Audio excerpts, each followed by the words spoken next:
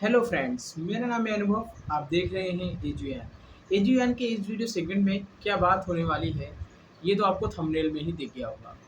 मैं आपका ज़्यादा टाइम नहीं खराब करूँगा, मैं सीधे अपनी बात पर आऊँगा। देखिए, जब एग्ज़ाम अभी हमारा यूपीएससी 25 तारीख को होने वाला है और सिर्फ 1 दिन बचा है जब मैं वीडियो रिकॉर्ड कर रहा हूँ, तो बहुत ज़रूरी हो जाती है ये बारे में बात करना कि एग्ज़ाम वाले दिन क्या करना है और एग्ज़ाम के 1 दिन पहले हमें क्या और कैसे करना है। तो सबसे पहले मैं बात करूँगा एग्ज़ाम के 1 दिन पहले क्या करना है। सबसे पहले एग्ज़ाम के 1 दिन पहले आप अपने उन शॉर्ट नोट्स, उनकी पॉइंट्स को निकाल लीजिए बाहर, जिन्हें आपने बचा करके रखा था कि मैं लास्ट टाइम जाते-जाते उन्हें पढ़ूँगा।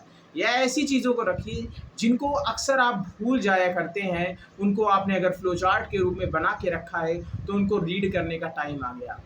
ये तो हो गई बात जीएस 1 की।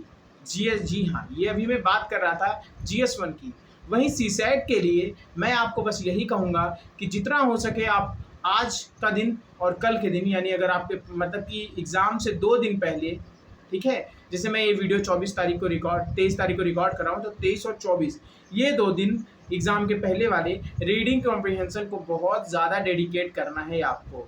जितना ज़्यादा से ज़्यादा हो सके रीडिंग कॉम्प्रिहेंशन को पढ़िए, उससे होगा 2 चीज़। पहला, जीएस 1 में भी जब आप वो 100 क्वेश्चन करते रहेंगे, तो आपको वो क्वेश्चन पढ़ने में बोरिंग नहीं लगेगा, आपको अच्छा मतलब ठीक लगेगा, आपको सही लगेगा, आप वो पूरा क्वेश्चन पढ़ते वक़्त आप अपने आप में ऊर्जा फ़ील करेंगे। वहीं जब बात आती है सीसैट की, तो हम जैसे ही पेपर उठाते हैं, रीडिंग कॉम्प्रिहेंशन देखते हैं।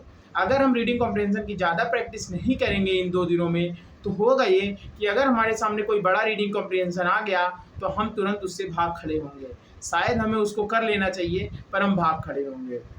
देखिए, इसीलिए आपको रीडिंग कॉम्प्रिहेंशन अगर आप सीसैट के लिए देना चाहते हैं, अगर आपका बहुत आपने प्रैक्टिस की है तब तो कोई बात नहीं है।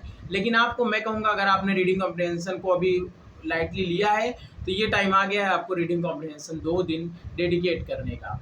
ये सीसैट के लिए बात हो गई। वहीं बात करूँगा मैं अगर सीसैट में और चीज़ आप क्या कर सकते हो, तो भैया आप 2024, 2023 कम से कम मान लीजिए एक 2022 भी ले लीजिए। इसके पीवाईक्यूज़ में जिस टाइप के क्वेश्चन आए हैं, उस टाइप के क्वेश्चंस आप लगा पाएँगे, या फिर क्या करिए आप डिजिट चेंज कर के उनके क्वेश्चंस लगा लीजिए। ये कर लीजिए। जीएस 1 में मैं फिर से लौट के चलूँ, तो आप वापस से क्या करते हैं, हर सब्जेक्ट में की पॉइंट्स जो मतलब कि पहली बात तो स्टैटिक सब्जेक्ट की बात करें, देखिए करंट का टाइम गया। अब आपने करंट जितना पढ़ा था, करंट आपने पढ़ चुके हैं, अब आपको करंट की कोई भी वीडियो नहीं देखनी है। स्टैटिक में सपोज करिए इकोनॉमिक्स की बात कर लें, तो इकोनॉमिक्स में आप सीधे अपनी नोट्स को खोलिए और उन पॉइंट्स को दोबारा से रिवाइज़ एक बार आप मतलब सारे सब्जेक्ट को एक बार दोबारा से ऐसे रिवाइज़ करिएगा लास्ट डे पे, कि मतलब जैसे मान लीजिए आपने इकोनॉमी खोला, तो आपने सीधे नेशनल इनकम वाला पेज खोला, आपने सीधे मौद्रिक नीति वाला पेज खोला, आपने सीधे आरबीआई का खोला, आपने सीधे बैंक रेट का, बैंक के वो जो इंस्ट्रूमेंट्स हैं वो कैसे काम करते हैं, आपने उनको खोला। आप सीधे ये पार्टिसिपेटरी नोट्स वोट्स, ये जितने इतने टाइप के कॉन्सेप्ट्स होते हैं, आप वो छोटे-छोटे कॉन्सेप्ट जो आपको वहाँ पे कन्फ्यूज़ करते हैं और बहुत इंपॉर्टेंट होते हैं, इनको समझ लेने की ज़रूरत है, जो आपकी समझ विकसित करेंगे। स्टैटिक के क्वेश्चंस इनसे फँसेंगे। उसी तरह जैसे ज्योग्राफ़ी में आप पहुँचते हो, तो आप ये कोपेन का वर्गीकरण वगैरह अच्छे से देख लीजिएगा। आप ये संगणन वाला चाहे आप चैप्टर को थोड़ा से देख लीजिएगा। मतलब कहने का मतलब है की पॉइंट्स, ठीक है? बाकी तो करंट पे बेस्ड ज़्यादातर क्वेश्चन आ जाते हैं, लेकिन आपको की पॉइंट्स पकड़ने होंगे, ठीक है? हर सब्जेक्ट में पॉलिटी खोल रहे हैं आप, मूल अधिकार में आप जो आर्टिकल ज़्यादा भूलते हैं, आप उनको पढ़ लीजिए। राष्ट्रपति में आप राष्ट्रपति की शक्तियाँ-वक्तियाँ देख लीजिए, आप न्यायालय के बारे में देख लीजिए, कैसे कब क्या विकास हुआ उसका। मतलब कहने का मतलब है, और हाँ, कॉन्स्टिट्यूशनल अमेंडमेंट आप देख लीजिए, जो इम्पोर्टेंट हुए हैं और जो हो चुके हैं, वो देख लीजिए। कौन से एक्ट्स हैं, लेटेस्ट में कौन सी ऐसी घटना हुई है जिससे रिलेटेड कोई एक्ट आया है, ठीक है? तो ऐसे-ऐसे करके आप वो इम्पोर्टेंट चीज़ें हर सब्जेक्ट से अपना कलेक्ट करके उनको पढ़ लीजिए, कॉम्प्रिहेंशन पढ़ लीजिए और एकदम खुश रहिए कि आप पेपर देने जा रहे हैं। देखिए, ये गर्मी का मौसम है, ठीक है? हर कोई क्या कहते हैं, कहीं न कहीं थोड़ा बहुत बीमार, तबीयत खराब, इन सब चीज़ों से भी स्ट्रगल कर सकता है, ठीक है? तो क्या करिए, सबसे पहले भैया एग्ज़ाम देने ज़्यादा इम्पोर्टेंट है, अपना भी सेहत का ख़्याल रखिए। 1-2 दिन पहले आप खाना बेहतर खाना शुरू कर दीजिए। आप खाने से चाहे फल पे शिफ्ट हो जाइए, किसी भी तरीके से करके आपको अपने आप को हेल्दी रखना है इन 3 दिन। अब ठीक है, मान लीजिए ये वीडियो 25, मान लीजिए अब मैं 25 तारीख को वहाँ पेपर है, 24 तारीख की मैं बात करूँ तो शाम को आपको जल्दी सोना है 24 तारीख को। यही नहीं, 23 को भी आपको 11 बजे के आसपास सो जाना है और सुबह उसी 6 टाइम पे उठना है, ठीक है? ताकि आपका दो दिन पूरा हो जाएगा, मतलब आपको 2 दिन का शेड्यूल ठीक हो जाएगा आपका उठने वाला, ठीक है? साथ ही साथ ये हमारा 1 दिन पहले का हो गया। मैं 1 दिन पहले का आपको फिर से रिपीट कर दूँ, आप भूले नहीं। GS1 में एक क्विक रिवीजन ले लीजिए आप हर चीज़ का, जिससे आपके दिल में ये हो जाए कि हाँ भाई, अब मैंने कंप्लीट अपनी पढ़ाई कर ली है। करंट अफेयर कभी किसी का कंप्लीट नहीं होता भाई। करंट अफेयर एक बहुत ब्रॉड चीज़ है, कभी किसी का नहीं होता है। अगर आपने कहीं पे शॉर्ट नोट्स मैराथन वगैरह देख के बनाई है, चाहे आप करंट से एक बार ऐसे सरसरी निगाह से उसको भी देख लीजिएगा। ज़्यादातर फोकस आप अपना करिएगा सीसैट के कॉम्प्रिहेंशन पे, क्योंकि मैं आपको बता दूं, जब हम सीसैट का पेपर देने जाते हैं तो वहाँ पे चाहे मैथ्स के बच्चे हों चाहे वो, हम कॉम्प्रिहेंशन पे हमको जोर देना ही देना होगा। क्योंकि मैथ्स के क्वेश्चन काफ़ी बार ऐसे होते हैं कि हम जल्दबाजी में, हड़बड़ी में टच भी नहीं करते कुछ क्वेश्चंस को, ठीक है? और यूपीएससी का जैसे रवैया रहा है तो आपको कॉम्प्रिहेंशन पे दम देना पड़ेगा। आपको उसको पढ़ने से अपनी पढ़ने की एक हैबिट भी बन जाएगी 2 दिन के अंदर। वहीं अब मैं एग्ज़ाम डे वाले दिन की बात करूँगा। सबसे पहले आपको सुबह उठना है एकदम तरोताज़ा होकर के, फ्रेश एकदम उठिए, अपना जाइए, फ्रेश होइए, अपना एग्ज़ामिनेशन सेंटर पर आपको रिपोर्टिंग टाइम से भी 10-15 मिनट पहले आप पहुंच जाइए वहां पर। अगल-बगल देख लीजिए कि शॉप वगैरह कहाँ है, आप वहां पे देख लीजिए कैसी चीज़ें हैं, ठीक है? और आपका सेंटर देखने में कैसा लग रहा है, मतलब बाहर से एक अंदाज़ा लग जाता है कि अच्छी जगह आया है, कैसी जगह आया है, ठीक है? एक बॉटल में, ट्रांसपेरेंट बॉटल में अपना ग्लूकॉन डी भर लीजिए। सेंटर पे वैसे मिलता है पर आप भर लीजिएगा, ठीक है? ये आपका हो गया प्राइमरी काम। एग्जामिनेशन सेंटर पे जाने के बाद आपको वहाँ किसी से कोई बातचीत नहीं करनी है, अपना शांत मन रहना है, आपको अपना दिमाग ज़्यादा नहीं दौड़ाना है। जितना हो सके अपने आप को उस 1.5 घंटे में काम एंड कंपोज रखिए, ठीक है? फिर अब बात होती है कि आप एग्जामिनेशन सेंटर के अंदर एंट्री लेते हो। याद रहे, किसी से कोई बहसबाजी आपको नहीं करनी है, ठीक है? आपको अपना आधार कार्ड लेकर के वहाँ जाना होगा, अपनी फ़ोटोग्राफ लेकर के जाना होगा, आपको अपना एडमिट कार्ड लेकर जाना होगा, ठीक है? हर चीज़ आप 2-2 लेकर के जाइएगा, आधार कार्ड नहीं, बाकी हर चीज़ अपना 2-2 लेकर जाइएगा, ठीक है? और उसके बाद बात आती है, आप एग्जामिनेशन सेंटर के अंदर जब एंट्री कर लेते हैं, अपने जब जा कर के डेस्क पे बैठ जाते हैं, तो उस टाइम पे भी आपको किसी से बात नहीं करनी है। उस टाइम पे आपको मैं बताता हूँ क्या करनी होगी।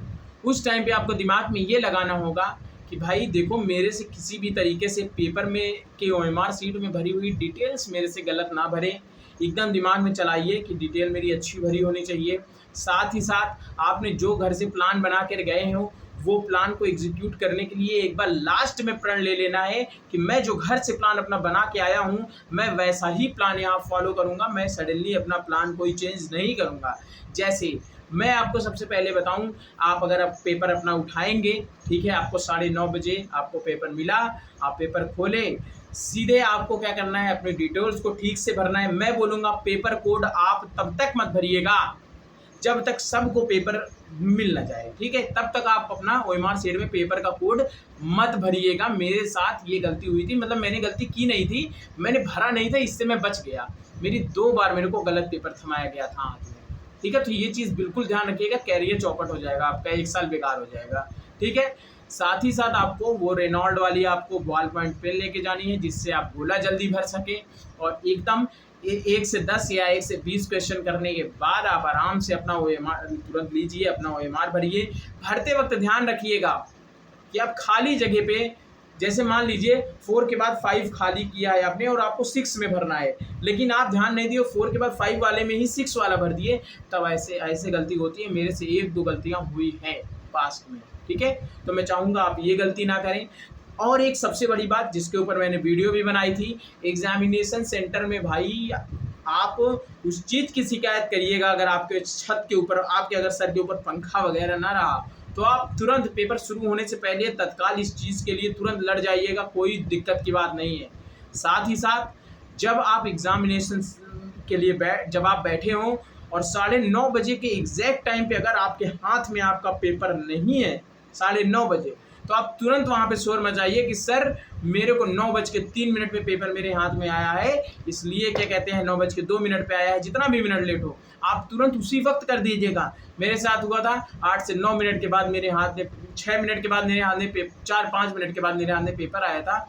और बेकार चीज़ होती है यार वो, 5 मिनट के बाद आपके हाथ में पेपर आना, और क्लास का हर बच्चा शांत होता है, उस वक्त कोई किसी से नहीं बोलता। तो आपको अपने लिए स्टैंड लेना होगा।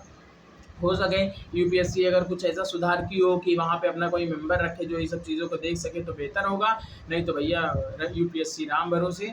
और बस एकदम अच्छे से जाइए। आपने जितनी पढ़ी है, देखिए मैं आपको बोल रहा हूँ, साथ ही साथ अपने लिए भी ये चीज़ ढांढस बांध रहा हूँ कि जितना पढ़ लिया है अब इससे ज़्यादा सर पटक के कुछ कर नहीं सकते, ठीक है। तबीयत ख़राब के लिए मैंने इसलिए बोला क्योंकि मैं खुद बीमारी से जूझ रहा हूँ। मेरा अभी तक टाइफाइड चल रहा है, टाइफाइड का मेरा, और अभी 2-3 दिन से थोड़ा तबीयत भी डाउन लग रही है मेरे को। फ्रूट व्रूट का इसलिए मैं बोल रहा हूँ भाई, गर्मी का टाइम है, आप भारी पे जाएँ, भारी खाने पे मत रहिए उतना, फ्रूट वगैरह लीजिए। और उठने और सोने और जागने की 2 दिन में हैबिट ठीक कर लीजिए। और बाकी जितना ज़्यादा से ज़्यादा आप अपनी जो शॉर्ट्स पॉइंट कहीं नोट किए हैं आप उनको पढ़ेंगे, उतना आपको लगेगा कि हाँ मैं कंप्लीट हूँ, मैं एग्ज़ामिनेशन देने के लिए कंप्लीट हूँ। तो आशा करता हूँ आपको मेरी बातें अच्छी लगी होंगी। और हाँ, जाहिर सी बात है, आपका पहला पेपर आपने GS1 दिया, अगर आपको लग रहा है कि आपका GS1 थोड़ा भी आपका इधर-उधर हुआ है, ठीक है, तो आपको बिल्कुल निराश होने की ज़रूरत नहीं है। क्योंकि क्या होता है ना, मान लीजिए आपका GS1 का कट ऑफ नीचे चला गया और आपका CSAT में आपने अच्छा कर दिया तो आपका सिलेक्शन हो गया। दूसरी ये चीज़ हो सकती है कि यार मान लीजिए आपका GS1 खराब गया और आपने CSAT भी खराब कर लिए, तो जब अगले साल आप अपनी मार्कशीट देखोगे तो आपको खराब लगेगा। तो कम से कम जो चीज़ आप क्या कहते हैं अच्छी कर सकना, वहाँ पे अच्छी करना। GS1 एक अलग पार्ट है, GS2 एक अलग पार्ट है, इसको आप एक अलग पेपर के जैसे लीजिएगा और उसको आप एक अलग पेपर के जैसे लीजिएगा, ठीक है। और एकदम अपना ख्याल रखिए, ज़ोरों शोरों से आइए, 2 दिन अपना मेहनत लगा दीजिए। और ज़ोर शोर कितना बजे तक दिखाना है? रात के 11 बजे तक, उसके बाद आपको नहीं जागना है। बेहतरीन तरीके से अपना ध्यान रखिए और एकदम हैपीली पेपर दीजिए, आप सभी का सिलेक्शन होगा, कोई दिक्कत की बात नहीं है। सब पढ़ रहे हैं ना, नॉलेज ले रहे हैं ना, जाएंगे एग्ज़ाम में फोड़ करके आएंगे।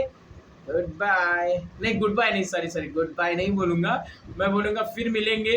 आशा करूँगा हम सभी का चेहरा मुस्कुराता रहे जिस वक्त हमारी दोबारा मुलाकात होगी। मायूस चेहरे तो हमने कई दिन से बनाए हुए हैं, ठीक है, क्या बोलूँ। Take care, bye.